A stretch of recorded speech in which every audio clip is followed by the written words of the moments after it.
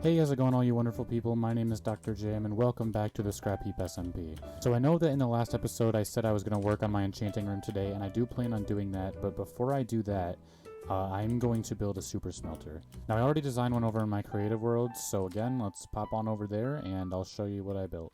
Now, what I built here is kind of a messy design, but this right here with the glass is designed to be the ground floor, and I can cover this up with glass.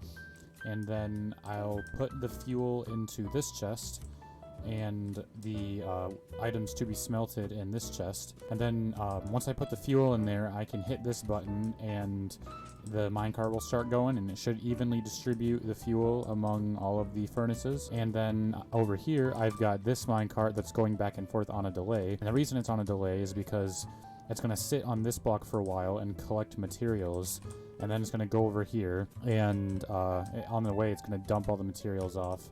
The reason that this side is on a delay is because I put this side on a delay, but when it went back over that detector rail, it was going back there before the loop was done, so it was just getting caught in like another continuous loop of going back and forth. So I had to put two delays on it. But then once the items are finished smelting, they go down into a dropper system and they get spit into this water stream, and then they come out into this chest right here. So let's hop back on the server. I'll start gathering out materials for this, and then we can get to constructing it. Alright, so we're back on the server, and I went ahead and I wrote down all the materials that I'm going to need. Unfortunately, it takes a lot of hoppers, and I'm not sure if I have enough iron for that yet, so I might have to do a little bit of mining. But yeah, I guess we can just get to collecting all these materials up.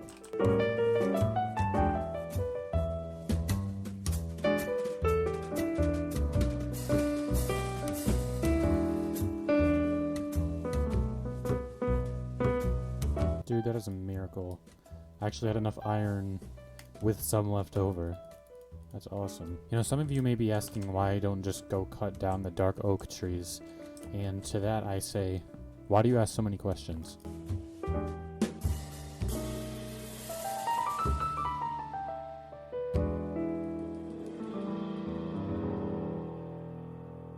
Wait a second. Since when are these called daylight detectors? I thought they were daylight sensors. Have they always been called daylight detectors and I'm just stupid? Oh my god.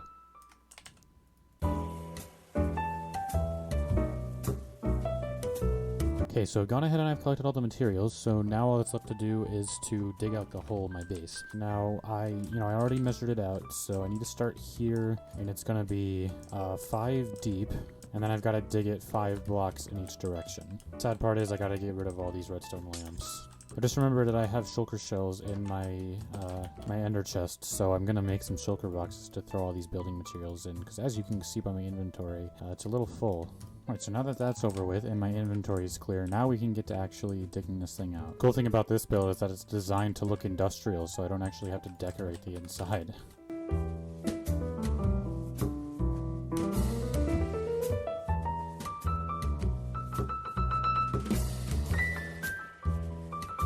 Alright, I've got this pit dug out, and I'm going to start throwing in the rails that go on the bottom.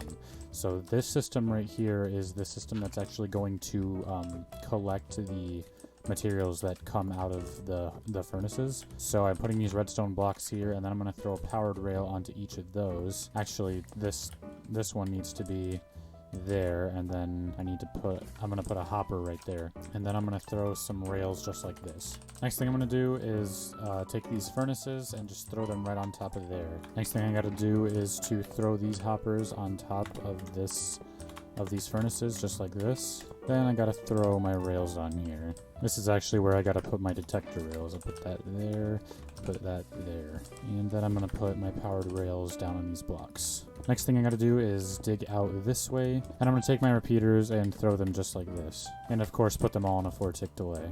So now you can see, if I take one of my minecarts and I push it on there, it goes over that detector rail and this little loop starts, and after a while it sends the minecart back across. Now I don't have the other system set up yet, so it won't go back and forth yet, but that's what I'm going to add next. I just realized I forgot to put a powered rail here in the middle, so I'm going to wait for that. And then break that. Powered rail, redstone block. So now it should just be going across. Just so I can put this bottom minecart on here, I'm going to start throwing in this hopper system. So it goes one right here, and then 5 this way. Oh no! See, that's the bad part about working with hoppers, is that you drop any item and it'll just go straight in. And put a powered rail right there. Alright, so we've got this bottom minecart going, the minecart on that rail is going.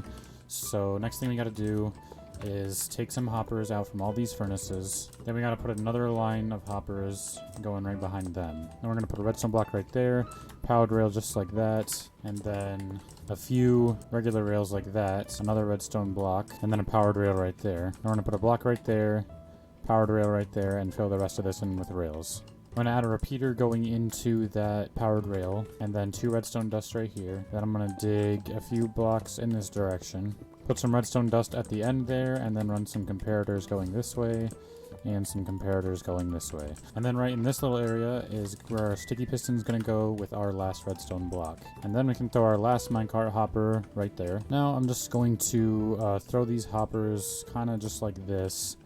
And I know that's gonna be going to that block, but I mean, there's nothing I can really do about it now. Put these hoppers like that with that trap chest on top. And then I can do this line of hoppers just like this. And then I can throw this chest right on top of there.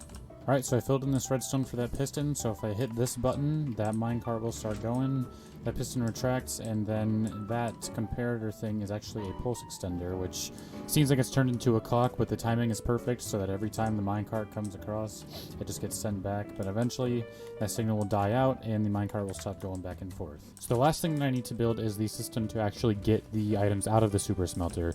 So what I've done for that is I've dug out a little area down here, and then I will take a dropper, put it underneath this hopper, take a comparator out from that with a repeater in front of it, and then put a repeater there and a block in front of that repeater. Then I can throw this comparator into subtract mode and put my remaining redstone dust around here like that. Looks like I actually got 1 extra, which is fine.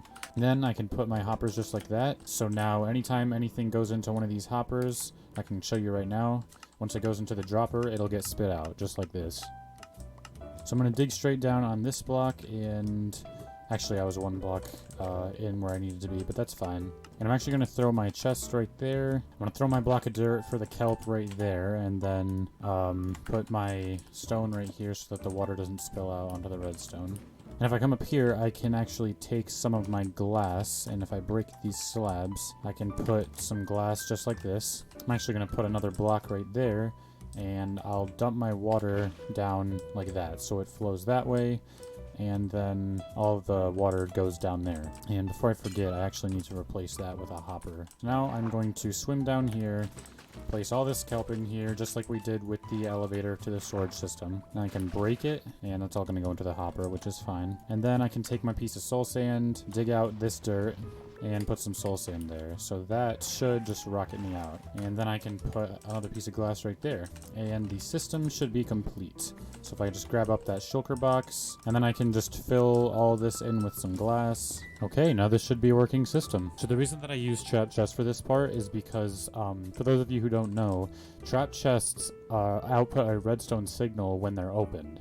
And hoppers will not take or output items when they're receiving a redstone signal.